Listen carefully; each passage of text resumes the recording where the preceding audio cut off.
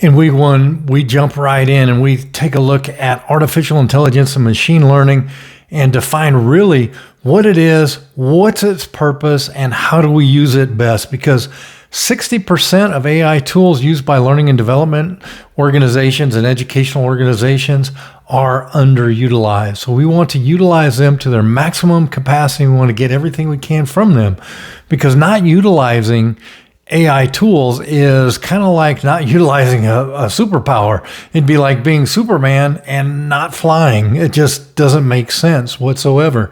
So we want to dive in, look at what the artificial intelligence tools offer us, and really be able to speak to that and hold a conversation with all of the acronyms, as well as we do when we talk about ADDIE, SAM, Agile, whatever it may be. We want to start honing our conversation so we can talk about artificial intelligence and machine learning within our realm of education and learning in a very deep way really quickly. So we're going to do that. But most importantly, we're going to dive in and we're going to create a purpose or a problem that we're trying to solve and start finding some tools to help us alleviate that problem.